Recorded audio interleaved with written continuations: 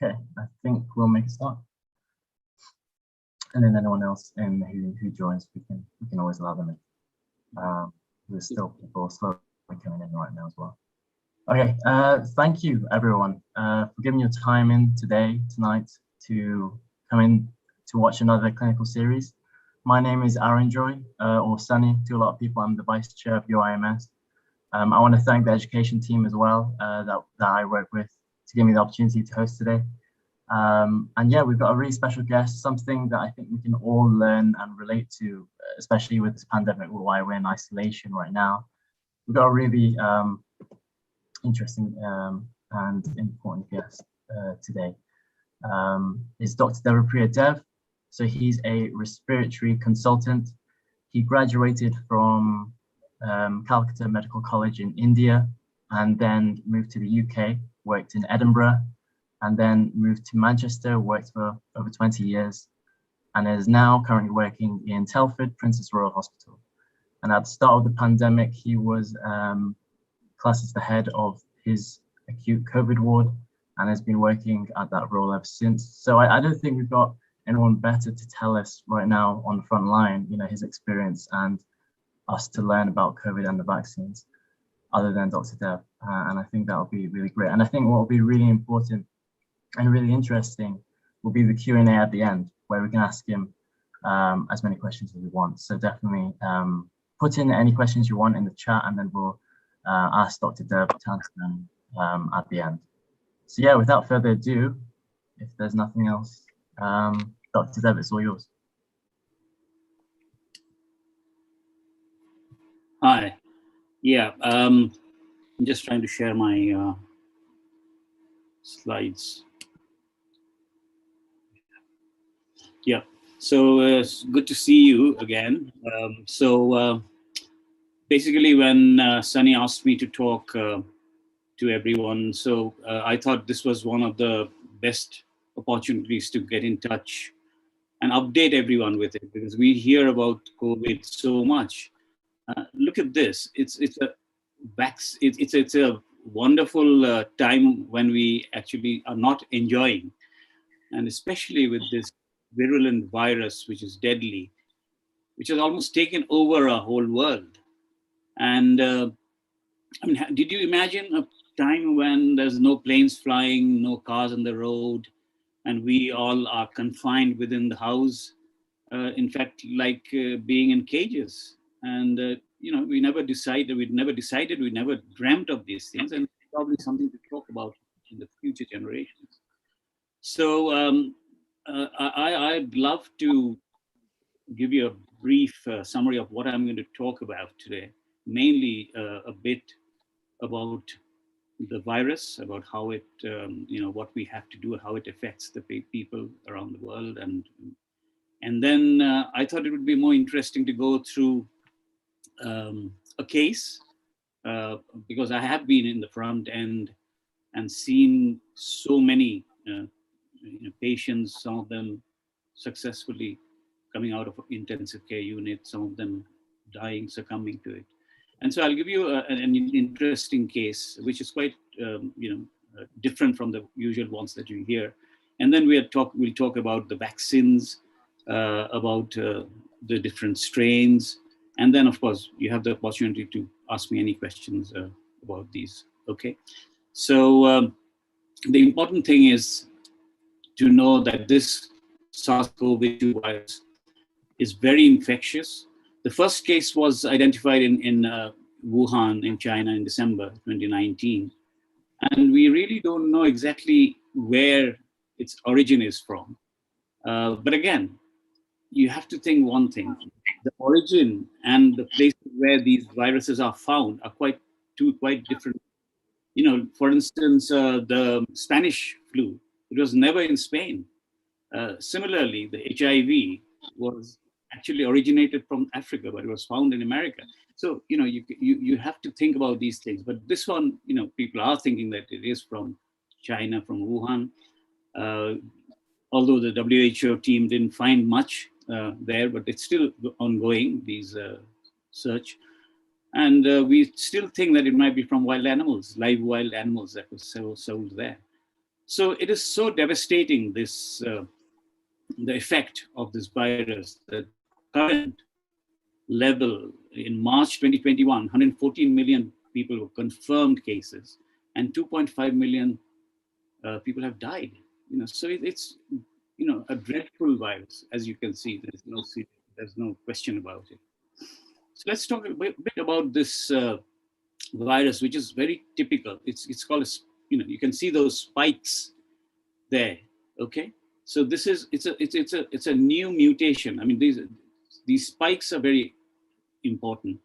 The spikes they affect the transmissibility of the virus, and so these spikes are very important when we are talking about the new variants. You must have heard about new variants, in spite of the ones that are already ongoing. So I'll talk about the new variants later on, but we are giving importance to the spikes. And as you know, viruses cannot survive without a host. Unlike the funguses and there are some bacteria who can survive without a host, but viruses, they need a host. They need to go into the host cells and then replicate. Okay, and so in coronavirus, the spike is the protein. Okay, and there are 26 spike trimmers per virus, as you can see here, and these spikes, they cling into the cells, especially the outer covering of the cells, the cell membrane, and then there are proteins there, glycoproteins, and then they go into that, and then they transmit and they replicate from there. So, this is how they trigger. And some of the cells there through which they go are the ACE2, angiotensin 2 cells, but I'll come to that later. But this is the basic thing of a coronavirus. I thought it would be interesting to read or talk a bit about endemic, epidemic, and pandemic, because you hear a lot about these things. What is endemic? Endemic is when infection persists in the community in a baseline level, in a sort of low level. For example, TB, flu, you've got vaccines for them or treatment for them, but they still exist in the community. Whereas epidemic is something which is large spread of the disease in a very short period, and there are higher mortality in it. For example, in SARS-CoV-1, which happened in China, and then the MERS, the Middle East virus one. So these ones are much more virulent. They are much more deadly. More people died, but it didn't spread a lot. It lasted only a short period. So that is an epidemic. But when this epidemic or endemic spreads throughout the world and it's transmitted, remember, SARS-CoV-1, MERS, Ebola, Zika, they all were in different parts of the world. They were not across the whole world. Whereas this one, as soon as it's been transmitted throughout the world, worldwide, it's called a pandemic. And the viruses with low mortality will persist longer. So this virus, it has lower mortality compared to the others. I'll come to those. And as you can see here, that SARS-CoV-1, the mortality was 9.6. The MERS, which was the highest mortality, was 34.3. Whereas COVID-19, the mortality is much lower, 1.8 to 3.4. So the low mortality there is, it gives the virus the chance to spread slowly throughout the whole community, throughout the world, okay? And so people get a subnormal type of infection, and then slowly they get the herd immunity after that. But it takes longer, there's less mortality. So that's what happens in a pandemic.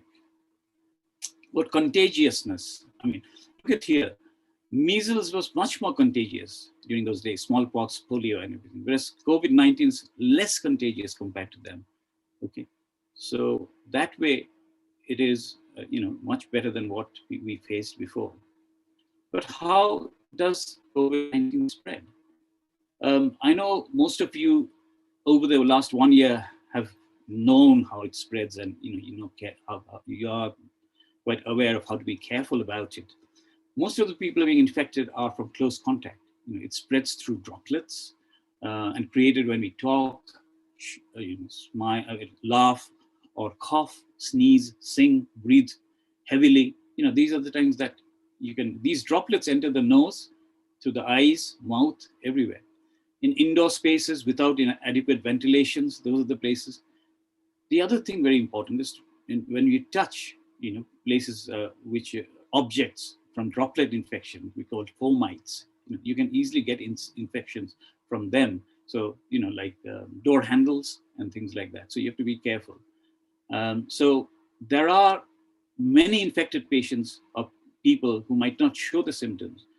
The other most important thing is shedding of the virus. Remember, if you get infected, you might not show the infection, but you might be starting to shed the infection. So before you actually get the symptoms. So you start with, when you feel that you've got fever, cough and things, that means you started shedding the virus 3 days before or 2 days before. So that's why it's so important when we come to talk about masks and social distancing and things, that you should at least take the prevention of wearing a mask, so that at least when you're coming across people who have a subdued infection, which we don't know, you at least are preventing that virus spread. Okay. So immune memory, a lot of people do ask me about, how long am I going to get the immunity? Once, let's say if I get a COVID infection, how long does the immunity last? Basically, the immunity lasts as long as depending on the infection, the immune memory may be long lasting or short lasting, depending on the infective agents. The short lasting ones are flu and various other viruses. And that's why you need, because the immunity is so short, you need to be given a vaccine every year. Whereas the long lasting ones like smallpox, chickenpox, yellow fever, they have lifelong immunity. So in fact, once you have it, have the infection, you don't need to worry about getting another infection again. And that's the good thing about the long-lasting immunity. So that's how you get the immune memory about it. But herd immunity is something, again, you must have heard everywhere in the newspapers and experts talking about. What is herd immunity? So basically, herd immunity is it's a form of indirect protection that occurs when a large percentage of population has had immunity from the infection by either getting the infection or immunity by creating antibodies by getting the vaccine. So that's what it is. So basically, a critical proportion of the population has to be immune to develop the herd immunity. It's denoted as herd immunity threshold. So for instance, in the immunized population breaks the chain of the transmission. Okay, so herd immunity was created via vaccination to eradicate smallpox in 1977.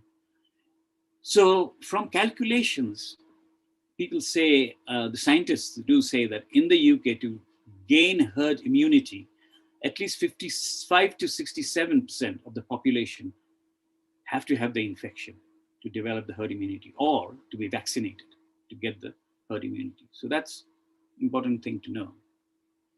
So this is where we come about the sort of the virus. But I'll talk to you about an interesting case that I've seen in my hospital, and which has created a big impression on myself. This is Mr. S.O. He's a 48-year-old prison officer, very fit, ex-smoker. He's not had any previous illnesses. During his first admission, he came with pyrexia, which is mainly fever, cough, shortness of breath. And also this patient was admitted with vomiting and diarrhea. I know you all, maybe most of you probably know that The main symptoms are cough, shortness of breath, fever, and also loss of taste and loss of smell, isn't it? So these are the common things. Whereas this patient actually came with vomiting and diarrhea. So there are reports of many patients coming with abdominal symptoms like this. So his temperature was 39 degrees. His oxygen, he needed a lot of oxygen because he was quite hypoxic. So he needed 93%. His oxygen sats was 93% on 4 liters. He had lymphopenia. Viral infections can cause lymphopenia. CRP, which is a test for getting the inflammation, which was high at 126. And his COVID-19 PCR was positive. So his chest X-ray was this one. So you can see that his chest X-ray has bilateral infections, sort of consolidation. Okay, so it looked bilateral patchy nodular consolidation in keeping with pneumonitis. Okay, so this patient was obviously treated with 8 liters of oxygen. So his oxygen demand went up, and so we had to give him CPAP, which is a machine by which we can give high flow oxygen. Okay, just CPAP. And then he was treated with benzyl penicillin and clarithromycin. He was also given dexamethasone, 6 milligrams OD for 10 days. And he improved in the next few weeks. Now, dexamethasone, I mean, basically, I was also part of the recovery trial, which is one of the largest trials for treatment of COVID pneumonitis. And by that, I mean, I'm talking about this patient was admitted around May, I think, last year, 2020. So by that time, we were already, we tried about 8,000 patients. And all the other medications that were tried for COVID were not that successful, except dexamethasone, which actually showed that it reduced the time a patient was admitted in the intensive care unit and also improved survival to some extent. And that's why dexamethasone was regularly used on all COVID patients needing oxygen. Okay, so this patient surprisingly improved quite significantly and was discharged. But that was not the end of the story. He came back again in 2 weeks' time with increased cough, shortness of breath, and pleuritic chest pain, hemoptysis, which means coughing up blood. And his findings were that he was oxygen sats was 91% on room air. D-dimer. D-dimer is a test to see whether there's any fibrinolytic activity or coagulation, blood coagulation activities. Okay, and this was very high, 7,174. But this time the COVID PCR was negative. So in any case, since the D-dimer was high, we suspected that patient might be having a coagulation problem, and so we did a chest X-ray, which again this time, can you see this one? So he's got still the pneumonitis, which was there 2 weeks ago, but this time there's air in the lungs, in the pleura, which means covering between the pleura and the lungs, there's leakage of air, and this is called pneumothorax. So you can see on the left side, okay? So there's a pneumothorax. So, so basically, and of course, there is patchy consolidation on both sides, okay, second admission. So this is day 6. So a chest drain was put in. So you can see the drain there. So by what we do is when we put the drain, the air goes out and the lung re-expands again. So now you can see the lung is re-expanded and there's still the pneumonitis on both sides, okay? We did a CTPA, which is CT pulmonary angiogram, okay, to see whether the patient had any clot. And that did show that the patient had a clot and also a pneumothorax, which means, which I just now told, that there's air leak into the lungs. So this is a patient who we see there's a leak in the lungs and there's also a pneumothorax. So it shows multiple filling consistent with pulmonary embolism. The echocardiogram was normal. His HIV was negative and pneumococcal antigen was negative. So what did we do? How did we treat? The chest drain was put in. So initially, I actually showed you in the previous X-ray, in the first admission, that he also had a pneumothorax on the right side. So this is a patient who had pneumothorax on the right side with a drain, it expanded. He was treated with treatment dose of anticoagulation because of because the patient has a pulmonary embolism. So you have to give anticoagulant to make it patent. So day 5, the patient develops severe respiratory distress again, and persistent cough and pleuritic chest pain. So this time, it was on the left side. Previously, it was on the right side. Now it's on the left side. So, and then we saw that there was a large left-sided pneumothorax. Okay. So we did a CT scan of this patient, which is called HRCT, high-resolution CT scan. This shows that the lungs had expanded because the drains were there. But it also shows architectural distortion, like there are pneumonic changes. But the important thing was there was a big cavity in the left side of the lungs, along with a nematocele, which is this one. So can you see this? There's a huge cavity. So now you can say what the destructive nature of this virus is. A young patient who's very fit, he comes with a pneumonia, he goes home, comes back again, and that effect of the virus causes him to have a pneumothorax, which means it distorts all the alveoli in the lungs to cause a pneumothorax, which means air collection in the pleural. And then later on, it further causes a cavity, a nematocele. So it's a dangerous, sequelae of events that occurred. And also the subcutaneous emphysema. This is air in the muscles, outside the lung. Can you see that? These black portions in between the muscles. On this side, this is normal muscle on the right side. But on the left side, there's air leak and air goes into the muscles. And this is called subcutaneous emphysema. So these are the things that happened as a sequelae from the COVID pneumonitis or COVID infection. So I just thought I'd give you some questions as to ask, why does pneumothorax occur in COVID-19? Because I know we've got many medical students attending this seminar. And so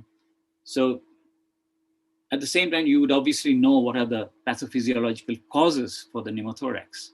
So number one is high flow oxygen, CPAP. If you give very high flow oxygen, it can sometimes cause air leak. Okay. Pre-existing smoking related alveolar changes. The patient might be a smoker. That's why it might have some alveolar changes. Exuberant inflammatory changes, inflammatory response. Cytokine storm, which is very well known in COVID pneumonitis, which causes diffuse alveolar injury. So it could be all, 2, 3, and 4, or it could be all of the above. So I'll give you a minute to just think about it and let me know what you think.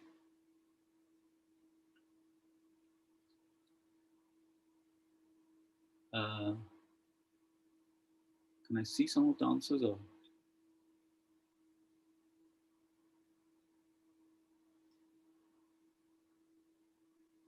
anyway, I couldn't see any of your answers, but okay.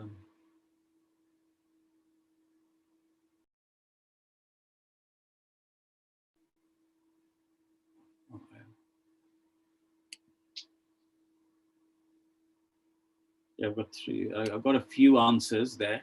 Okay. 6. Okay. Yeah.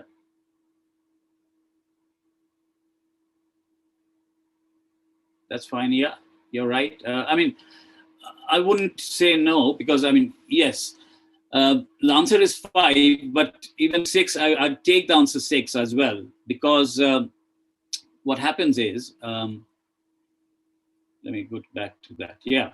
So the answer is 6 because is 5, I said, because 2, 3, and 4 are the usual patients, and especially in our patients. Whereas in terms of when a patient is in the intubated, that's when they cause the oxygen pressure through the mechanical intubation. And that can sometimes cause, CPAP, and things can cause alveolar damage. But, 6 is definitely an acceptable answer. This is the second one. Why is pulmonary embolism more prevalent in COVID-1? So number 1 is COVID-1 sepsis causes a pro-inflammatory and hypercoagulable state.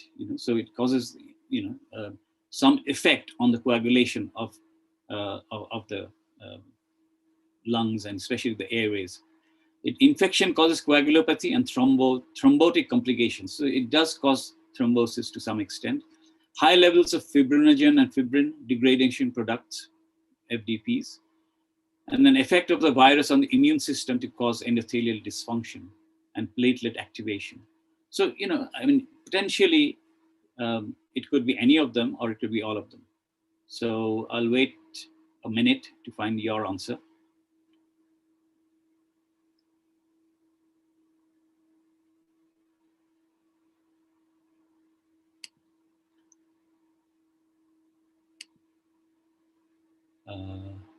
Yep. Well, most of you have said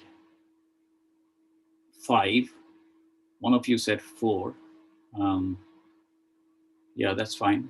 So what I would say is, I think it's all of them. All of the above. 5 is the correct answer. But as you said, all of them can cause the pulmonary embolism, and so it's already well known that whenever a patient is admitted with quite severe COVID pneumonitis and who needs oxygen requiring, which is getting worse, we always treat them with extended dose of anticoagulation of tinzaparin. And then when we confirm that there's no DVT or pulmonary embolism, then we go back to the therapeutic, the prophylactic dose of tinzaparin. But normally, we always give them high dose because they are always likely to have a bit of coagulopathy. So I'll go to the next one. So in terms of, the answer is 5, as I said. Treatment. So what did we treat this patient with? The patient the patient was treated with bilateral chest drains, as I told you before, with IV antibiotics, and then dexamethasone, as I told you, and tocilizumab. Now, tocilizumab is, it's another anti-inflammatory drug which has been used over the years for rheumatoid arthritis, but it is an anti-IL-6 receptor antibody, and it has found, there's several studies that, including the recovery study in which I participated, found out that it has reduced risk of death in hospitalized patients, and also less amount of time in ITU or with oxygen. So that's why now it's almost a standard treatment for severe patients with COVID pneumonitis that needs oxygen mainly. So this patient did need CPAP and high flow nasal oxygen. And he also improved without need to go into ITU and was discharged after 6 weeks in the ward. So this was, again, he was a lucky chap. In spite of having so much destruction and alveolar damage in his lungs, he managed to be treated in the ward. And I've seen much less affected people going to ITU. And some of them even succumb to it. So the treatment for COVID pneumonitis in general, as I said before, is tocilizumab 8 milligrams per kilogram, single dose, or along with it, dexamethasone. So we give dexamethasone to everyone, but some of them we add tocilizumab. Mainly hospitalized patients needing CPAP and an IV or high flow nasal oxygen, and rapidly needing higher oxygen demand, and also the CRP of greater than 75.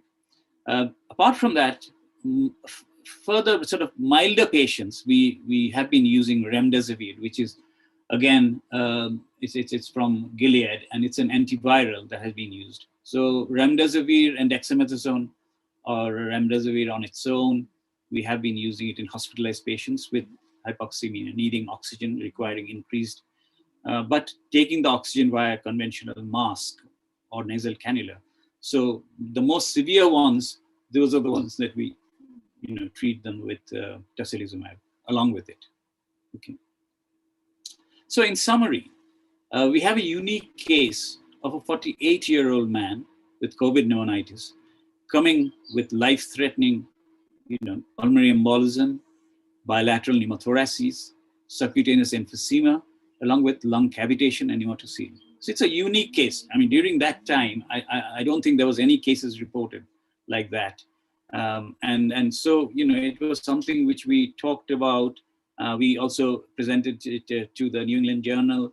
And so this was something which we were really very proud in terms of reporting. But of course, we were also glad that this patient survived. But, many cases at that time, it was the first wave, and we were going through a really bad time with dearth of PPEs, with people, not being treated because we knew so much less about this virus at that time.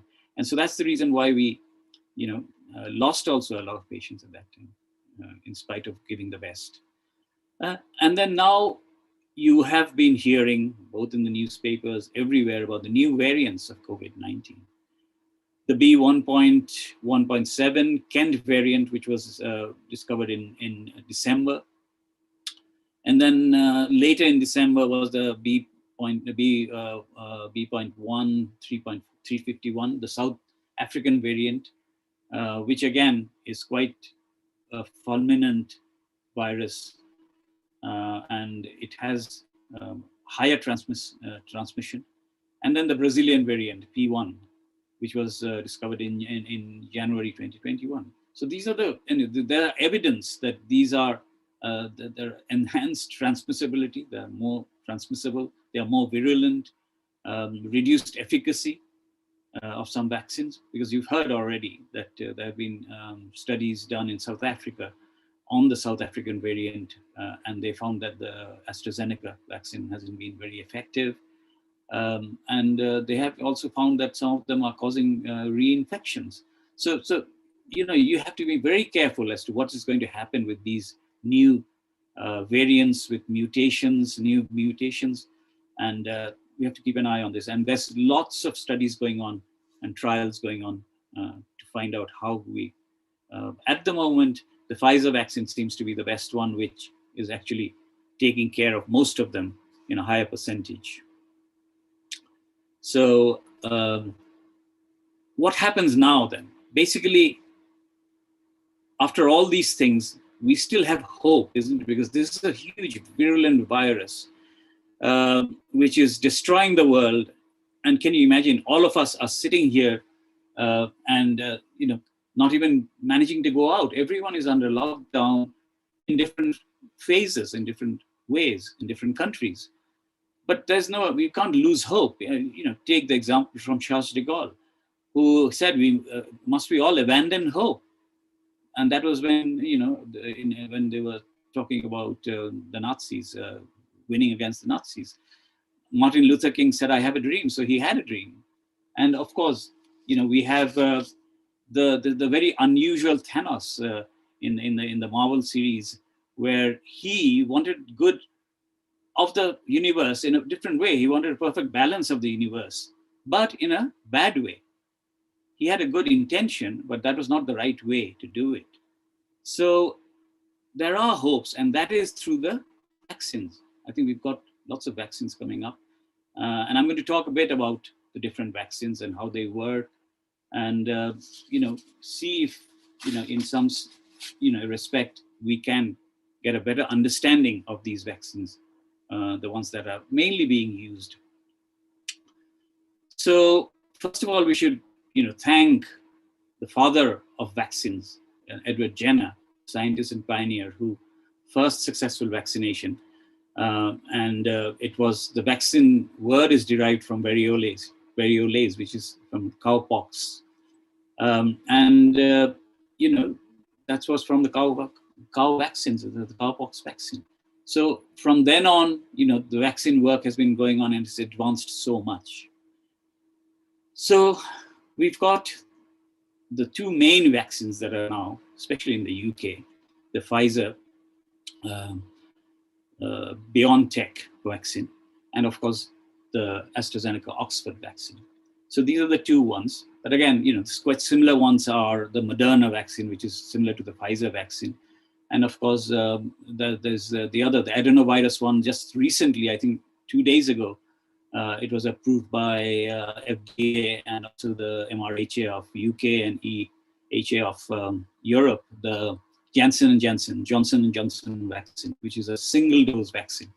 So, with regards to other vaccines, you must have heard of the Sputnik, which is again the adenovirus carrier vaccine, and also the Covaxin, which is from India. So these are the vaccines that have come up now and which are being used everywhere.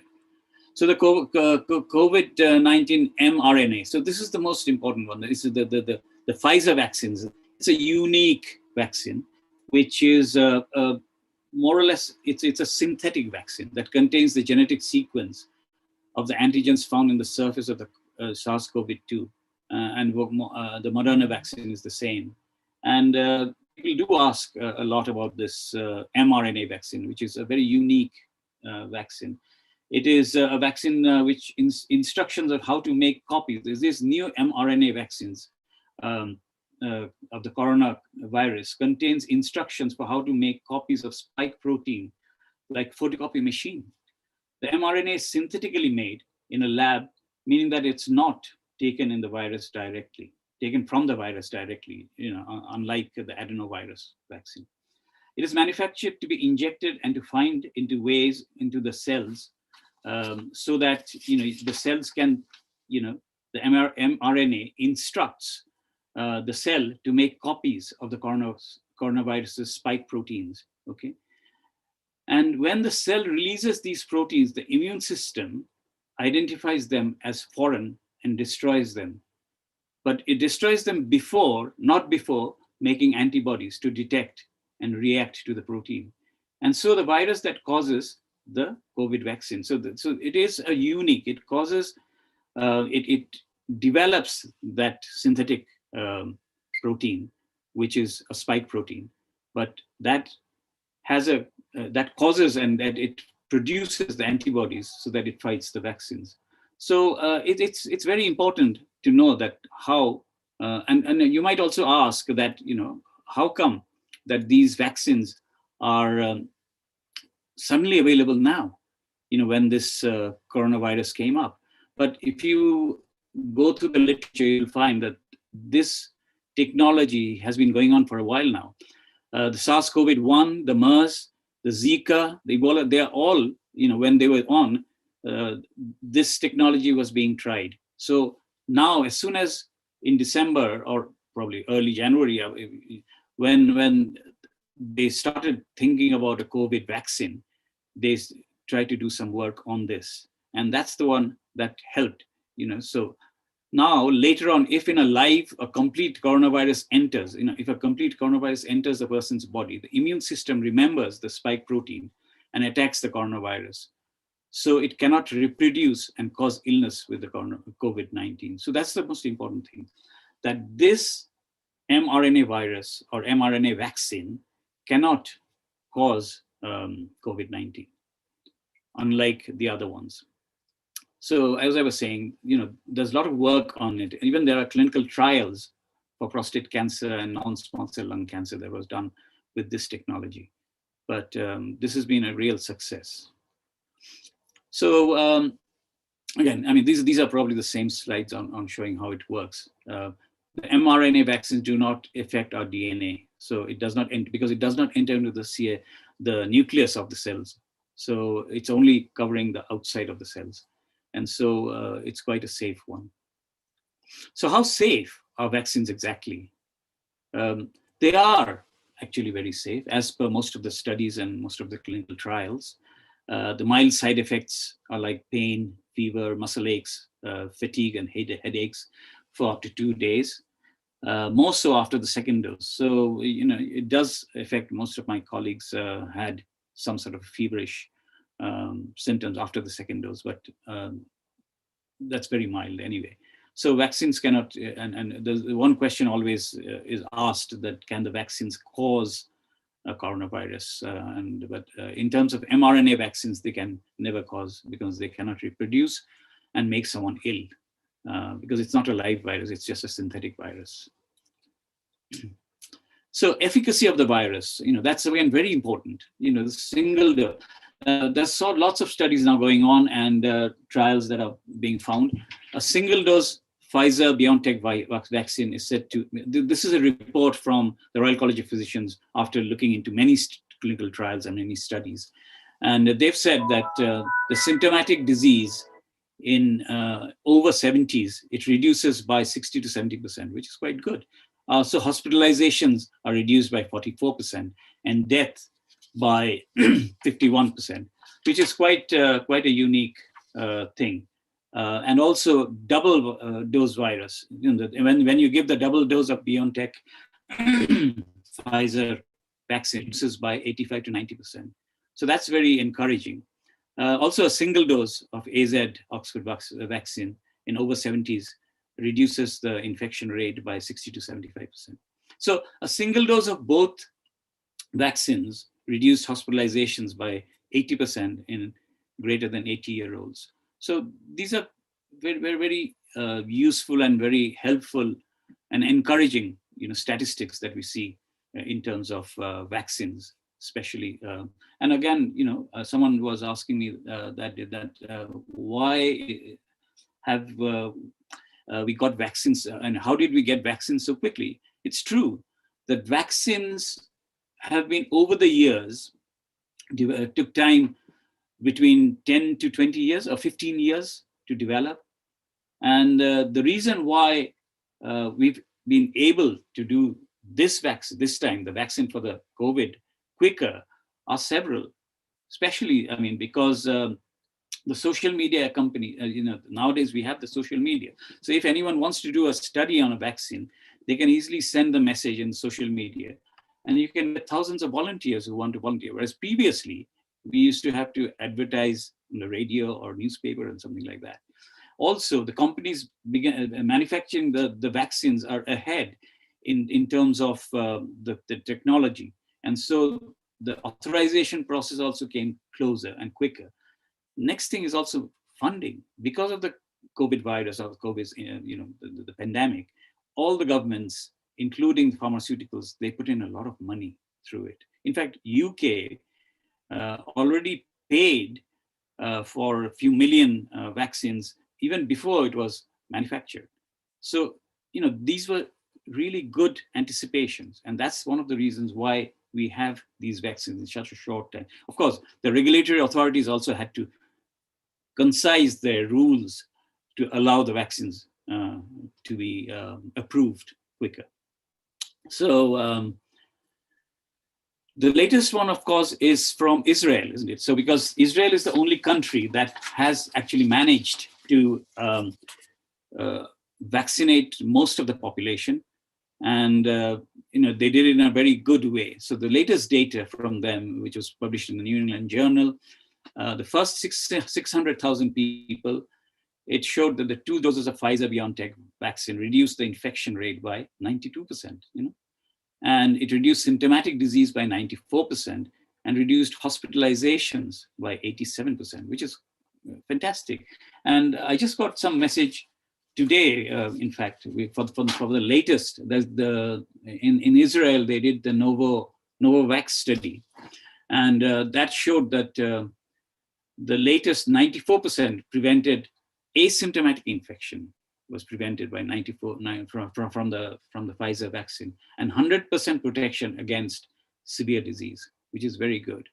86% efficacy against the Kent variants. So people are very worried about the variants, the Kent variant, the Brazilian variant, and also the South African variant. In fact, you must have heard that the South African variant, they did some studies and found that the AZ was not effective, and so they stopped using that there. And also there are some reports from Denmark and the Scandinavian countries.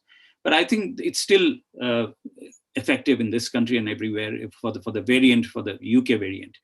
But the Israeli study, the Novavax study showed that there's 54.4% efficacy against the South African variant, the Pfizer vaccine. So actually the Pfizer vaccine seems to be quite in advance and ahead of the other vaccines in terms of effectiveness. I'm sure there'll be more studies going on regarding that, but this is quite encouraging that way. So the question now is, should we still need to wear a mask? My answer will be yes, and it will be yes for even the next few months to a year. It's because as I said right at the beginning, that in spite of us having vaccines and in spite of, let's say, 80% of the population have been vaccinated, we still don't know what the new variants are going to become. There'll be new mutations coming up. And so it's always better to be on the safe side and try to avoid, very close contacts and try to be careful till we are absolutely sure that this virus is not going to attack us anymore, or we've got something to counter them. So what do we have in terms of our take-home messages today from this talk? I mean, COVID-19 is virulent and stubborn virus, which is here to stay for at least 1 to 2 years and maybe longer. So the new variants or mutations can still appear after full vaccination. And so we need to be alert about it and keep following the social distances, physical distances as much as we can. And also wear masks in crowded and indoor areas, but definitely get vaccinated. So one of the purpose for this talk is for us to be, aware of and, equipped with the knowledge that whatever we do, this virus is here to stay, and and especially for the medical students, some of you will become doctors very soon. And over the years, you will surely face some patients with COVID because it's not here to finish here, it's going to continue. And that's why it's good to know how to address it, how to prevent it, and how to avoid it, and how to treat it. So I hope today, in this presentation, you have acquired some knowledge which would help you in your future. I'm sure there's no end to it. There'll be more revelations coming, more new informations about new vaccines, new variants and everything coming, but we can always keep ourselves updated. And I hope this has been of use to you. Thank you.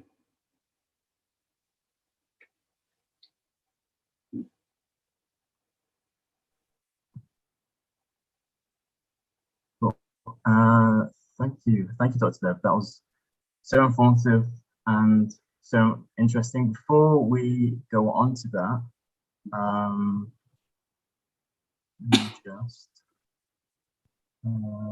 take this to, yeah.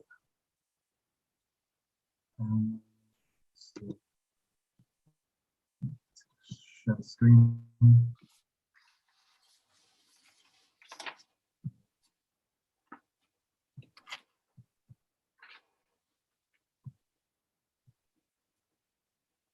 Yeah, before we go on to the Q&A,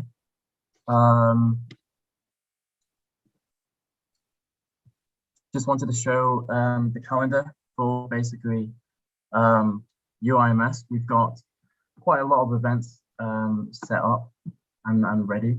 We've got the FIFA tournament, which I know we've been advertising, but there's a deadline. It's 15th of March, so definitely sign that up if you haven't already. And then we've got our next clinical cases by Dr. David Thaxter on neonatal cases. But yeah, there's a lot of events, so keep up to date on our social media on Instagram and Facebook. And other than that, I'll leave it to Dr. Dev for us to start on the Q&A, which a lot of people have already been asking. So okay, let's start on that.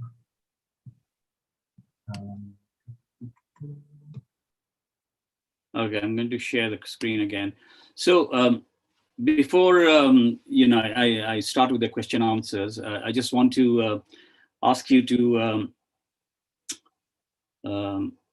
a few questions, basically thinking that whether you have actually learned anything or remember anything.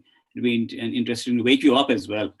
So can you go to www.menti.com, menti.com in your mobiles, and then give us your answers. So there's a code, which is 148775585. So the question here is, who here has already been vaccinated, the first dose? So I'll give you a minute. Right, interesting answers. Oh.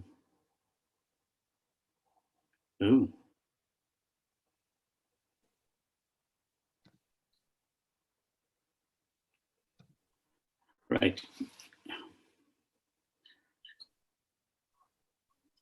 I've got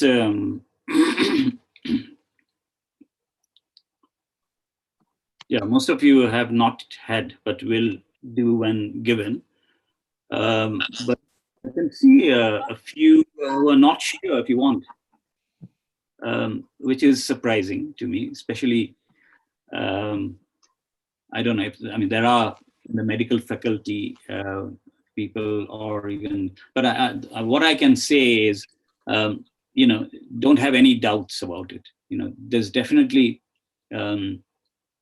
usefulness of this vaccine.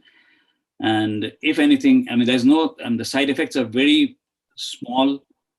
So I don't know what hesitations you have regarding the vaccine, but it is going to be useful. You don't have anything to lose. So do take it. That's my advice.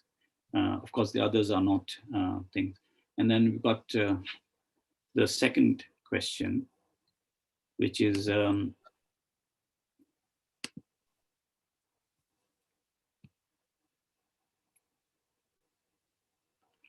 what are the main symptoms of coronavirus? I don't know whether you, how much you remember.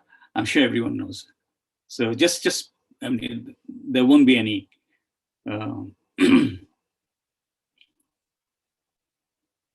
right or wrong answers. I mean, most of them are right answers, and I'm sure all of you know about it.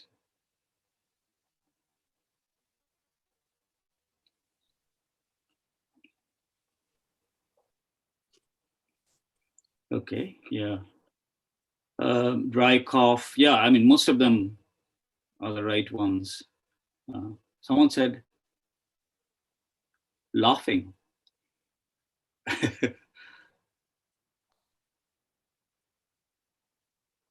Yeah, I think most of them are fine. The only thing that caught my eyes is laughing. Myalgia, breathlessness, loss of taste, loss of smell. Excellent. Yeah, I mean, all of them are fine. Fatigue, vomiting, myalgia. Yeah, that's fine. So looks like everyone was awake when I said, when I did the talk. Okay, let's share this slide now. Okay. Now, the questions. What questions? Do you have any questions?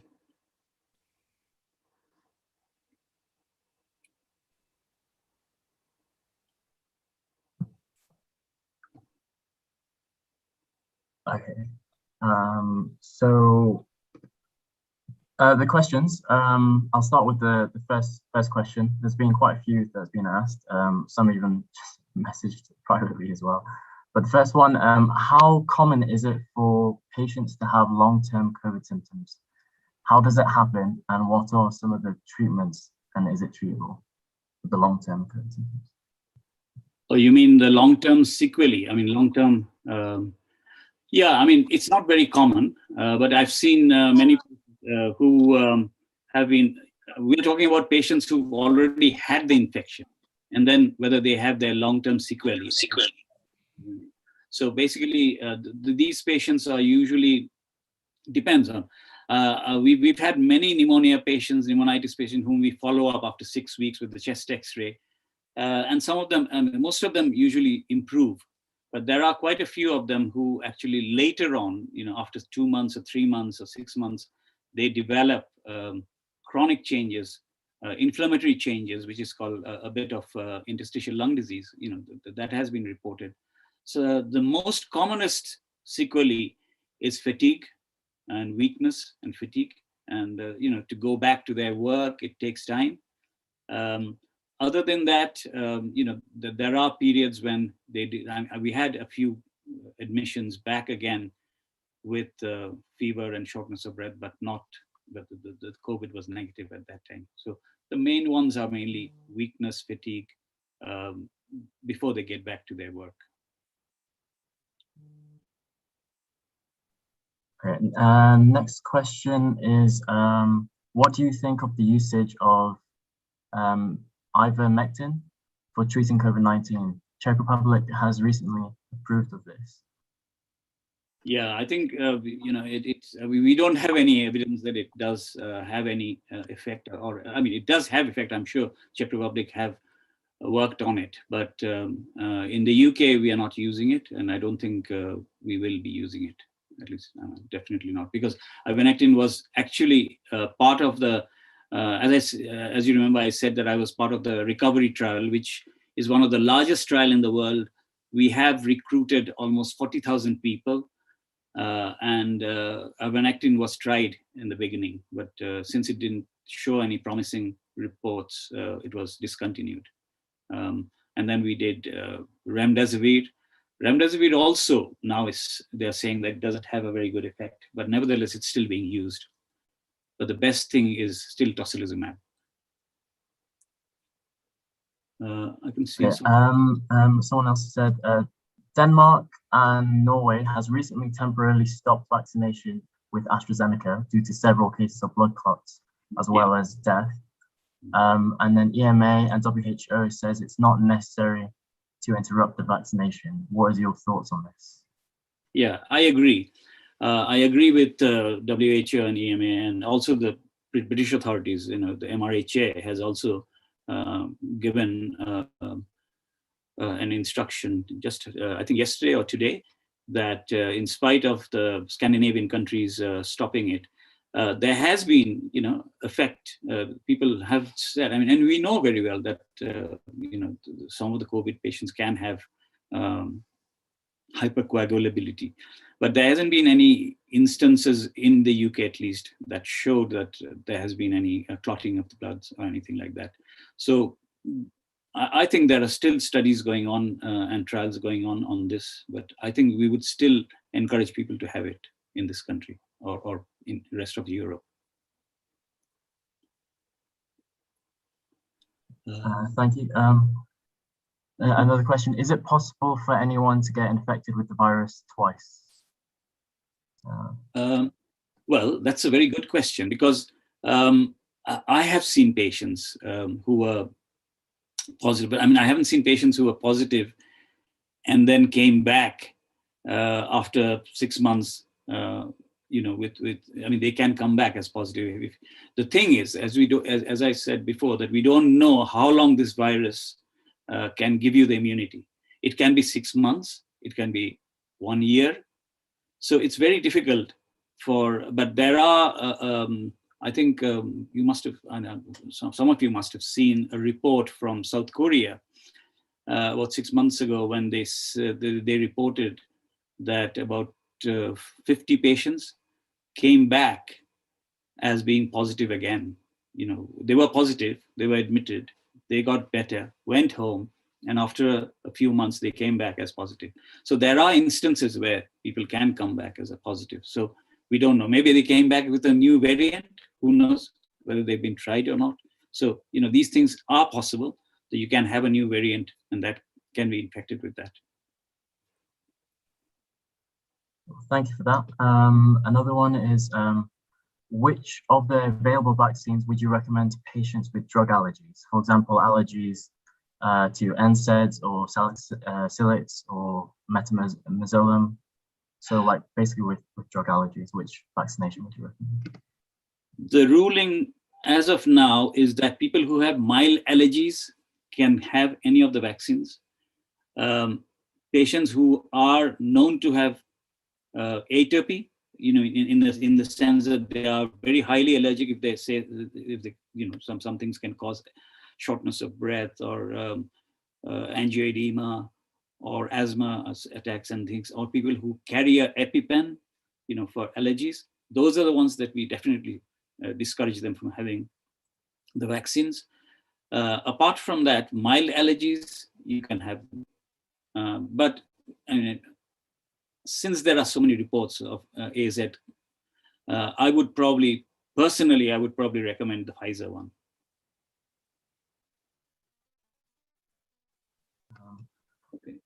Do you think perhaps it would have been better use of resources to only vaccinate the vulnerable, over 60s and healthcare workers, and to work towards developing a more updated vaccine to encounter this winter's variants, as the road to normality is a long one? No, I don't think so, because obviously, yes, you might say that you are vaccinating all the over 70s, and that's fine. But if you don't vaccinate the under 70s or under 60s, because they might still harbor. Why are we saying children not to open schools? Because the children, although they don't get the COVID infection, they are carriers, so they can give it to the teachers and things. So, I think to be on the safe side, you should give the vaccine to everyone rather than phase it just for the over 70s. Because again, another thing, I have. Next question, can people with autoimmune diseases, particularly like alopecia, take these vaccines? So regarding autoimmune diseases and vaccinations. Yeah, I think I did have a few patients asking me about this.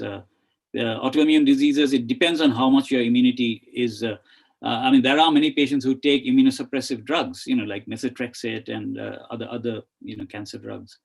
But I think from UK at least, we are still encouraging people to have the vaccines, because they are more vulnerable patients, because they can get the COVID much more easily because they are immunocompromised.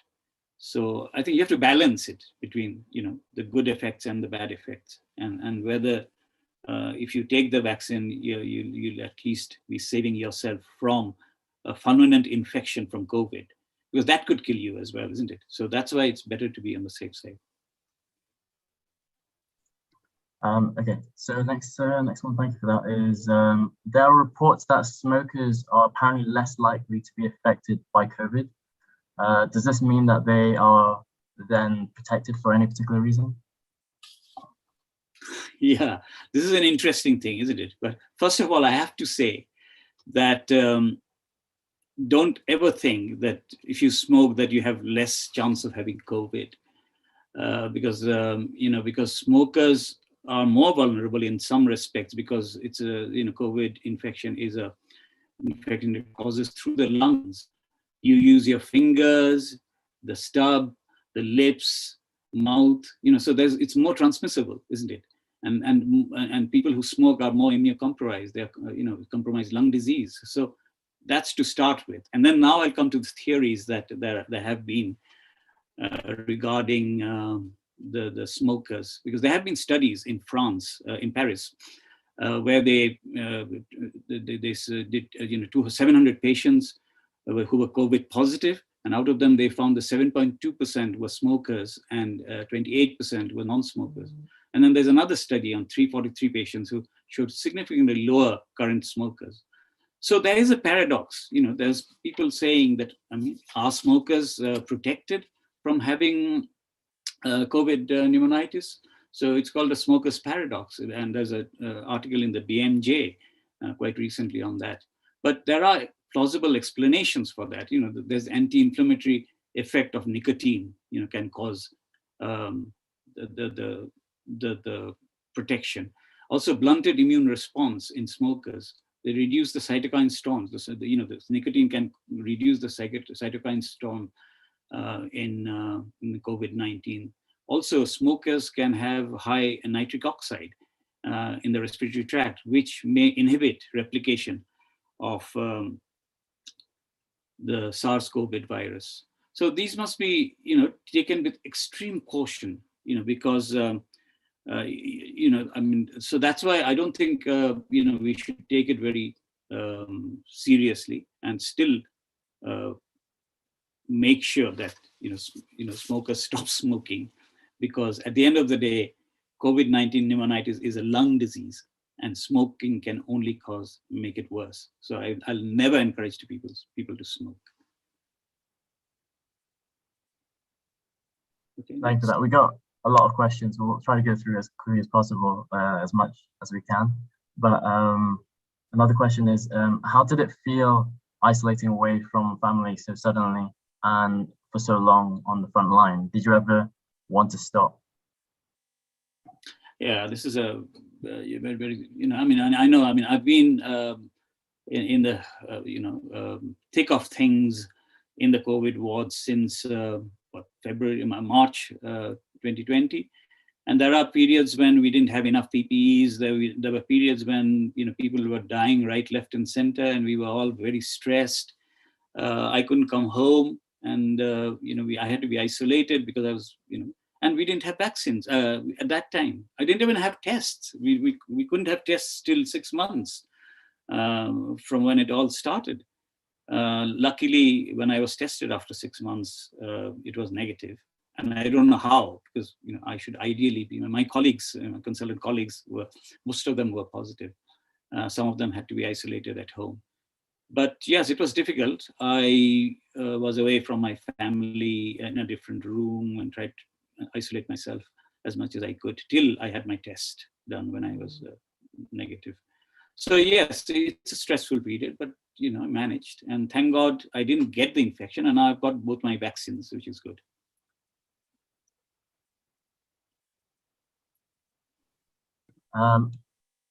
In your opinion, Dr. Dev, do you think the WHO should do some intervention regarding the situation in Brazil? Since in the country there are many new mutations of COVID-19 being discovered, it should be a concern for other countries as well.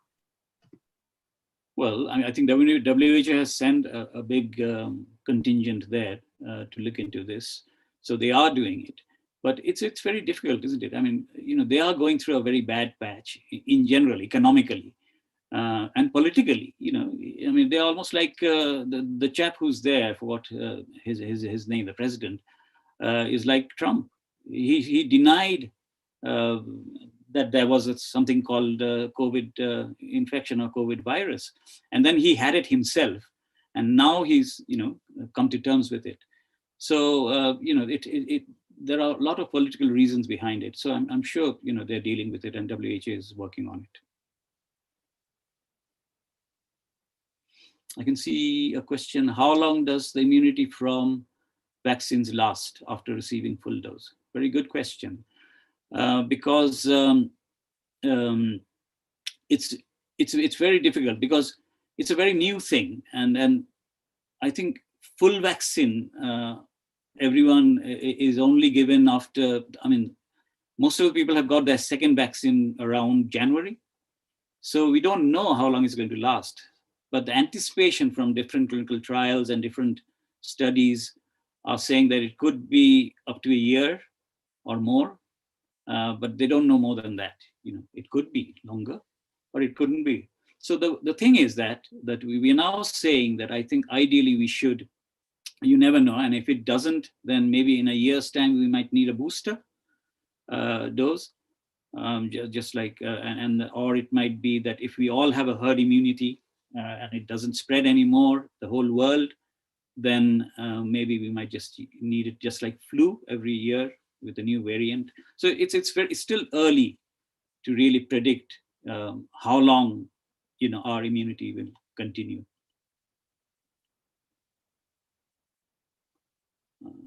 Okay, we'll go through just like 2 more questions, just because we're short of time. Another question, Dr. Dev, is how long does the immunity from the vaccines last after receiving the full dose? This is the one I answered just now. Yeah, this is the one that I answered just now, that we don't know, that it could be up to a year or more. Oh yeah. So that's another question. With regards to the new and novel vaccines, how are any adverse reactions being monitored and recognized, both in short and long term? There have been some talk of not using them in people with family history of autoimmune disease. Yeah, I think one thing that we did in our hospital is that we've asked all the patients who have been who had COVID infection and pneumonitis. We are following them up with chest X-rays and things, and then also finding out whether they've had vaccines or not, and if they have had vaccines, to find out whether they have any. So it's still very difficult, isn't it? Because to monitor everyone. Mainly, I think this should be mainly the jobs for the GPs to do it, because otherwise, for the hospital, it's almost like impossible to monitor all the patients that have come through their door, all the patients who've had vaccines or have had an infection. So I think that there's instruction from the government to follow, and they have to be given more resources in terms of money and resources to do the monitoring. So especially, I think what they are doing, the people who are immunocompromised and who have low immunity and autoimmune disease, those are the ones that are being monitored post-vaccination as to how they're doing. But I don't think there's any real concern about bleeds unless they have some autoimmune condition which does cause coagulation defects. Cool. And that's all. Thank you, everyone. Thank you for your questions. And thank you for your time, Dr. Dev, giving your evening to answer these questions as well. No, it's a pleasure. And I really enjoyed talking to you, everyone. And I hope I can see people from the US and also from India and various other places. So it's good to have a multinational, multi-country interaction. And I hope you all enjoyed it. And have a good evening. Yeah, if you can't see the chat, a lot of people are thanking you. Okay, yeah, I can see that. Thank you. Yeah, a lot of thanks. I appreciate everyone as well. You all giving your time. So keep an eye on UIMS social media, and have a good night, everyone. Good okay. Cool. Good night. Good evening. Morning. Okay. Bye. Thank you.